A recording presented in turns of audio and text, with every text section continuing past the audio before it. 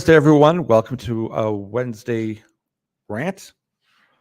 Definitely an interesting week coming into the last weeks here of August. We're getting a bit of a fall weather here in Vancouver, which isn't so exciting. But what is exciting, precious metals.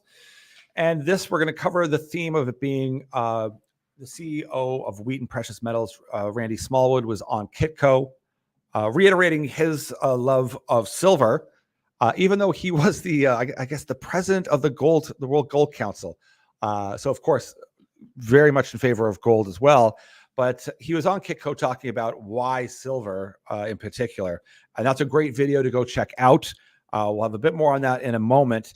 But before I even go on about why the likes of Randy Smallwood love silver more than anything else, is remind people that Warren Buffett also isn't a fan of gold, big fan of silver. Now, that doesn't mean that someone has to base their entire outlook on, say, a Warren Buffett because of his incredible value fundamentals, value-based investing, and just take it for his word that's, I like silver, I don't like gold. We certainly find both very attractive, but what's interesting is that silver has a very significant industrial and commercial output. Certainly a huge factor in solar panels is conductive metal. Copper is certainly most notable for it, but silver is as well. And that plays a big part in the phasing in. The factor of that is that it isn't just a precious metal that's like gold that central banks are buying. Silver has a big practical implication. Now, whenever we talk about silver, and let me preface this by saying we're actually going to start, and I'm not a good trader, but we're going to start showing on these as well some of the trades we're putting on the commodity side of things. We talk about equities. That's what we like. We're long-term holders. But in order to talk more about specific commodities specifically, we're going to have our interactive brokerage up, and we'll highlight some of the base metals that we love, and of course the precious metals. And you can come along and trade with us. It'll be fun because I'm not a trader. I've tried trading in the past. Of course, I've worked at Merrill Lynch and have quite an extensive background. But we want to highlight the difference between someone who's an investor, who would be someone like myself, and even though I like high risk investment, compared to someone who wants high risk trading. And it'll be fun because we'll get to talk about all these metals. We'll get to talk about the energy transition, and we'll get to have a bit of fun at my expense perhaps as well. And that will also encourage those who are focused mainly on the commodities and not necessarily the equity portion of it at all, to get involved in the conversation. And whenever I do talk about specific commodities in general, I like to point out, like, friends and people I know that this is their focus. And I always like to start off with Peter Kraut, who's here in Vancouver, and his website is Silver Stock Investor. We've done an interview with him just 2 months ago. Outstanding guy. He's got a book as well. You can look into. Go to his website. He points out right on the front page of his website, it's in a massive bull market offering generational opportunity, and silver gained 3,700% in its last secular bull market. So we like to rely on experts like this that focus on one commodity. I like to focus on tons of different commodities. Maybe I've got ADHD and I need to look at a bunch of different ones. But we like to rely on some of these people that I've got access to, that I get to talk to, and to encourage you to go take a look at as well. They do a lot of the heavy lifting. They'll do the research, they'll put the numbers together, and they like to let people know what that is. And we like to share those people that are dedicating their time and efforts as well. So someone like Peter Kraut here in Vancouver, and of course our good friend Chris Marcus down in the States at Arcadia Economics, is constantly covering silver, and he has a trading background, so he'll find it fun whenever he sees some of the trades that I may be putting on or not putting on. But that is his background, and he will look at equities, but Peter, I think, a bit more. Whereas Chris over at Arcadia Economics, he focuses more on the trading aspect of things. So we're going to ride that fine line between the two. And of course, I encourage you to look at Arcadia Economics as well on YouTube. And in that, we see that he just did his latest kind of video. He mentions, and this is not a small thing, that India's silver is set to double its 2023 levels. That's the highlight of that last video. I would encourage you to go take a look.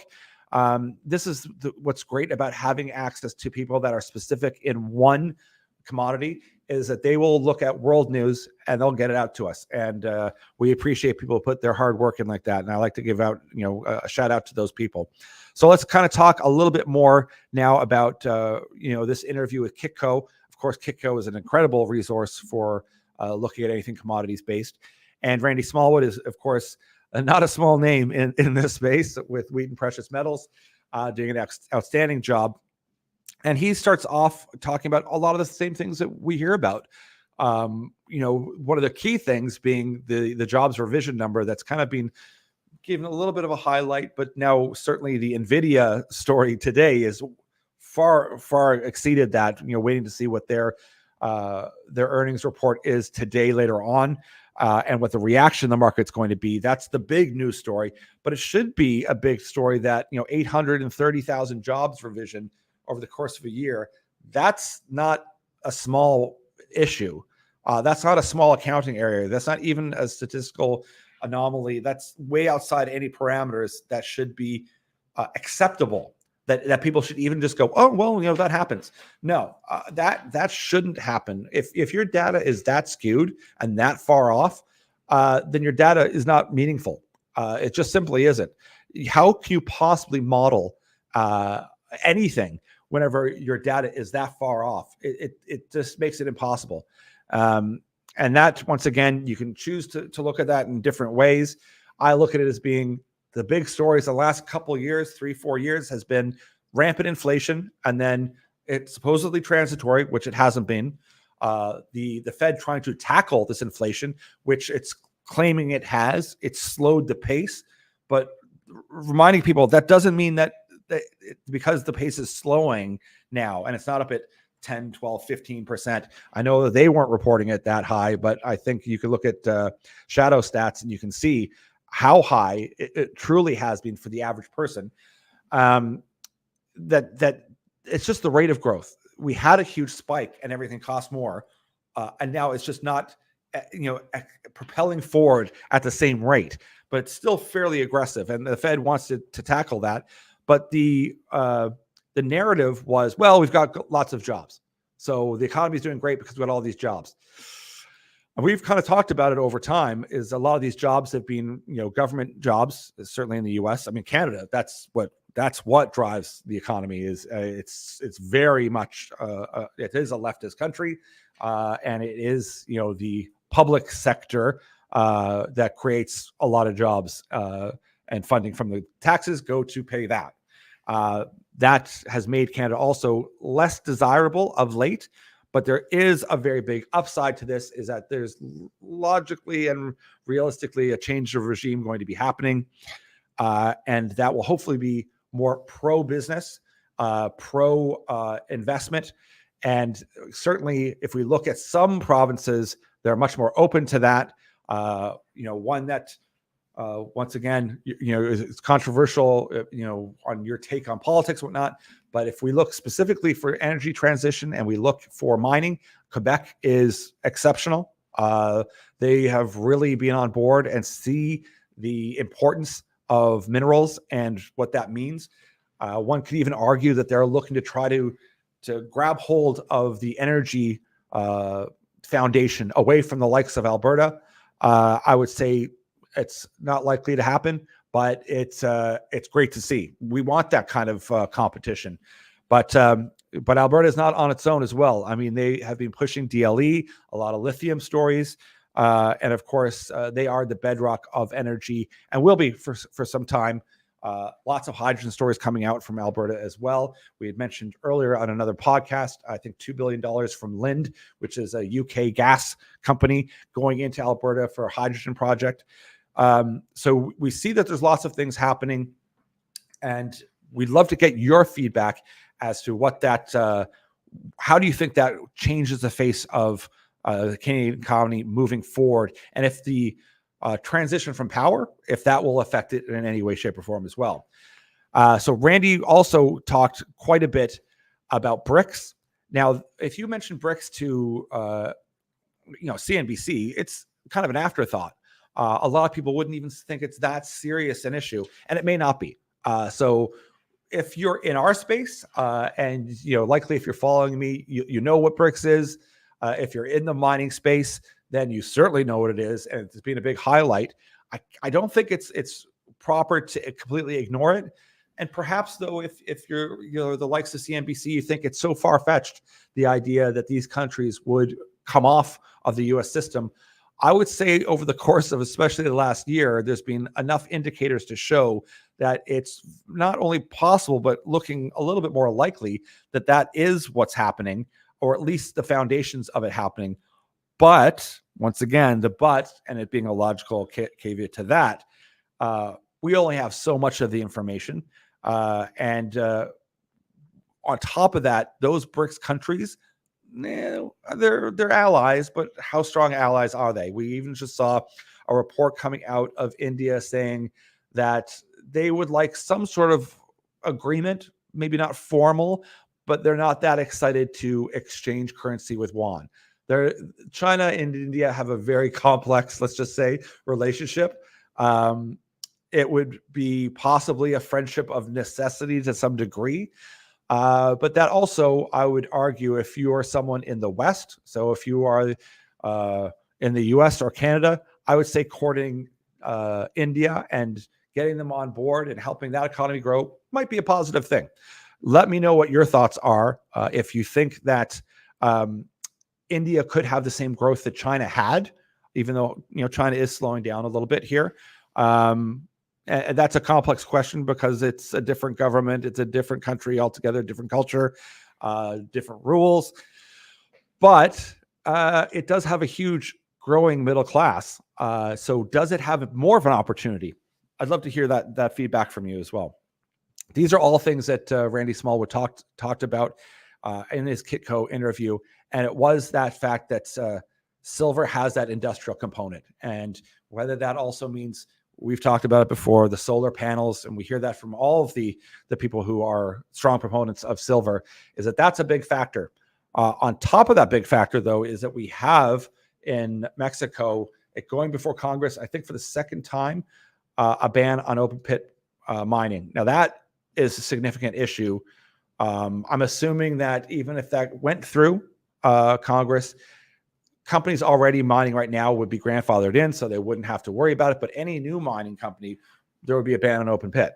That's a significant problem since a large amount of silver comes from Mexico. And this is interesting because we've brought up the question before, is that for leftist countries that are apparently the biggest and strongest proponents of ESG and DEI and all these kind of the narrative that's all pushed together, why is it that they're making it so difficult to be able to mine, to get the minerals and metals that are required to do this transition? If you have an environmental situation that is an absolute catastrophe, that is life-threatening, that is going to change the face of the planet, well, here's two things. Why aren't we doing everything we can to get those metals out of the ground in a right and correct and safe manner? Why is it taking so long to permit? Why is it taking so long to get money into that space?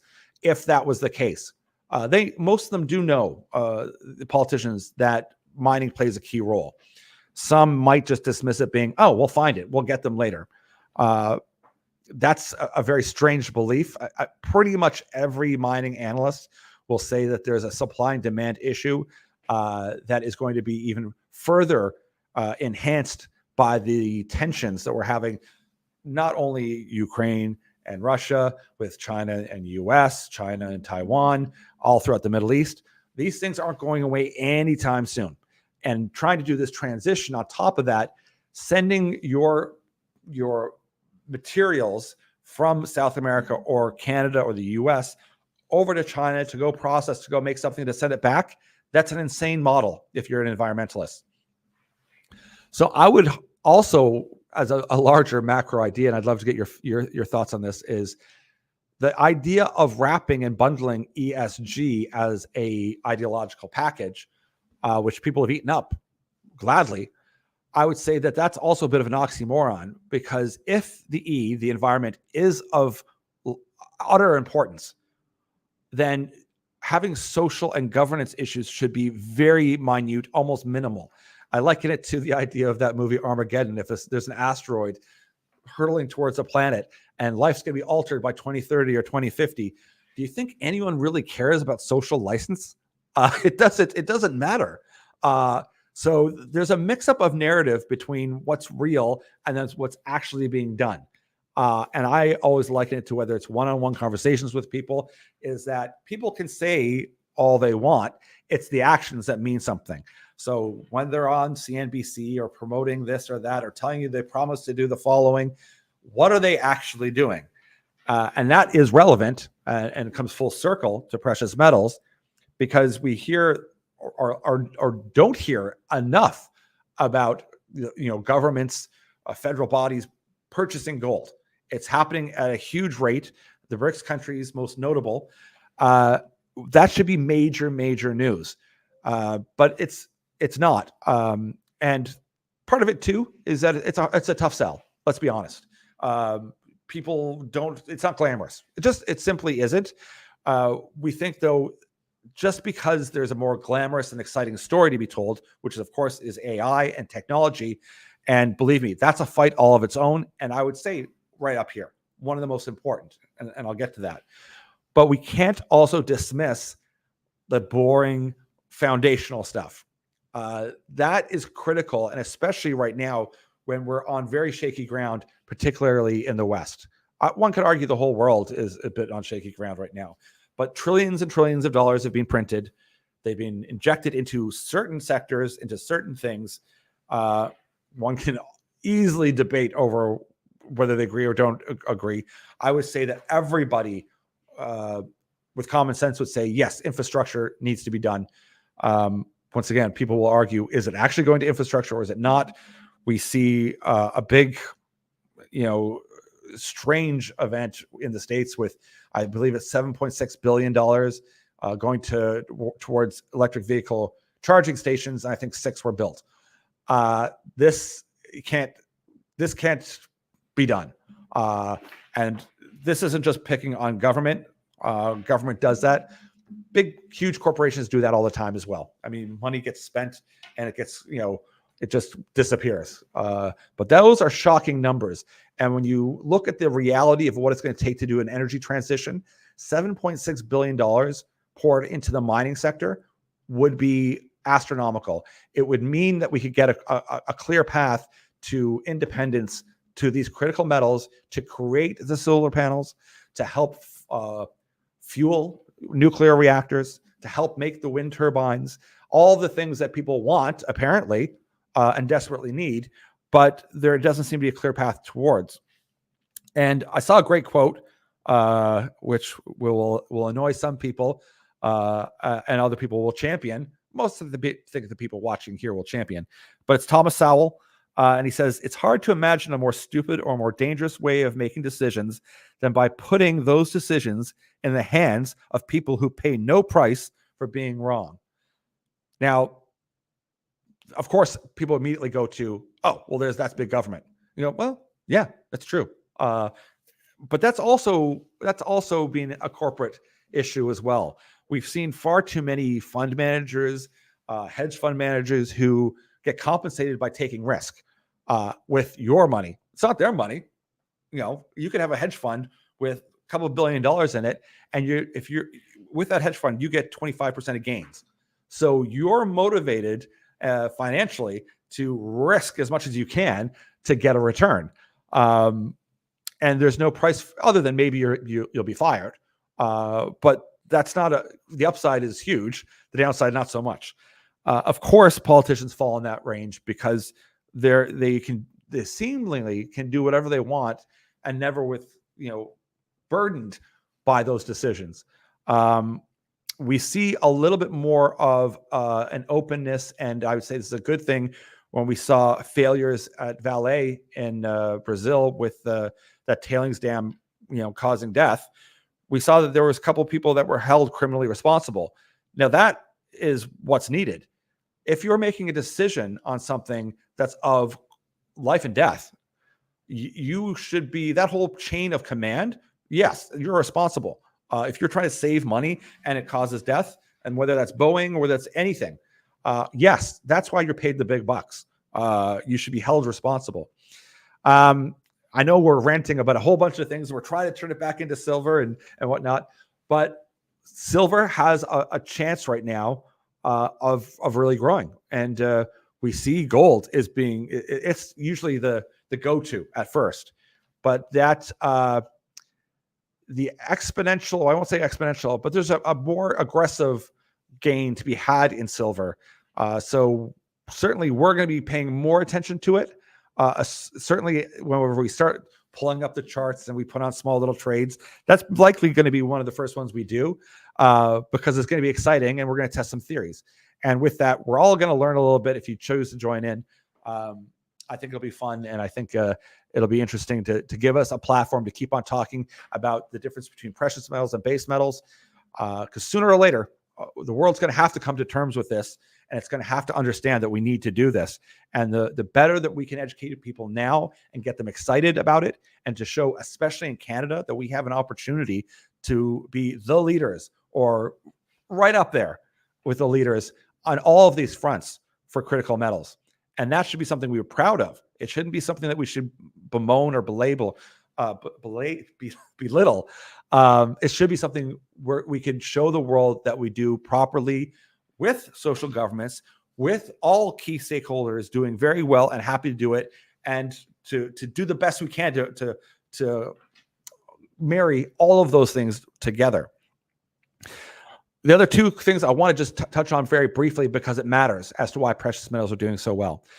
One we mentioned was this AI and chips race. We see so much money going towards that. And one could argue that, yes, there's a lot of myth and there's a lot of science fiction and there's a lot of maybe AI will do this, but there's also a lot of great things that it is doing. And if we take away the large language models, which are fun, and they're great tools that can help you crunch numbers and analyze numbers, those will become exceptionally useful and beneficial to some degree. We're going to do a whole talk on AI later on and how it sources its data and how that loop actually ends up eating itself unbeknownst to itself, and how a new way of looking at AI is required. And there are companies doing it. The arms race for AI and generative AI is arguably the most important, even above energy and even above owning the printing press and being able to print money at your own life. Because if it's able to do the things that some are claiming, and whoever wins that race first, they will have control. So I understand why that is the most prescient and pressing of issues, but it shouldn't be too far down that energy is next. And whether or not you agree with the transition or not, we kind of like to take a step back and remove as much politics as possible and say, listen, if we could do things cleaner and greener, why not? I mean, should there be a whole host of options? Should there be a hydrogen fuel cell plus a hybrid plus an EV? Yeah, we should have all those choices. I don't think there's anything wrong with that. And I think if we pose that question to people and say, we want to give you the option of all these things, this one here is a bit cleaner for air quality. Well, okay, great. And it's not that much more expensive. Most people would probably do it. It's just the way it's being marketed is probably not the best. The other thing we'll leave with, and this is interesting, because it does matter in markets too, because we talk about this jobs report and misinformation and what they call malinformation now. We see Telegram, that CEO and founder, arrested in France. Now, of course, lots of propaganda on both sides as to why this is happening. I don't really care to get into it. It's an interesting conversation. I will say that, yes, the likes of Telegram, Discord, Facebook, Instagram, all of these YouTube platforms are known to be propagators of the most nefarious of things. I don't even want to mention the words on here, but you can find terrible things on these platforms. The argument with Telegram is that they didn't have moderators, and that it was like that. And that being said, was almost encouraging terrorism, transfer of funds. There's child predation. There's a lot of issues that I would say that yes, that does happen on this platform. We've seen it on different YouTube channels that they cover, but this also happens on all the other ones as well. And for years, people have called out some of the big tech companies saying, why do you ban and censor a conservative's opinion or a certain key word about a lockdown or certain things? You'll monitor that and shadow ban it or completely censor it or depopulate that group or just totally shut the person down. Why? But you could have the most offensive, terrible harm to children on, and that can stay up. A lot of people don't know that has happened. You can go look online. There's tons of research on it. It's if you have such an interest. It matters, though, because we see that Mark Zuckerberg has come out, even though he staunchly denied for years that they weren't doing this, they weren't censoring, even despite the Twitter files that came out that showed the collusion that was happening. People still will be amazed that this was happening. He's come out, written a letter the day after the guy from Telegram was picked up. So that's what's interesting. And now once again, why it's interesting from a social standpoint and a political standpoint, that's not as interesting. But what it is interesting is that information and that stifling of information, that stopping a flow of information is important, because once again, if you're not getting the right data from your own government in regards to jobs, how can any investment bank make a model for the year moving forward, a macro model? If you're not getting the right information on a social app that you're allowed to share, and believe me, there's lots of toxic people on all these platforms. We're not talking about totally whacked out crazy. That people are generally pretty smart enough to realize that there's nonsense going on there. We're talking to the vast majority that have some critical thinking ability. It matters then if you can't disseminate information. And if the only platforms or the biggest platforms say, we don't like that message. And that has been happening. It's been now admitted. And that has an effect, not only on each society and each culture and each country, that people start questioning, well, if you're willing to do that and you're willing to have an error on the job side and then an error on this other government report, what's the point in me even trying to follow any of this data? Like, what's true, what's not? And that becomes very disconcerting.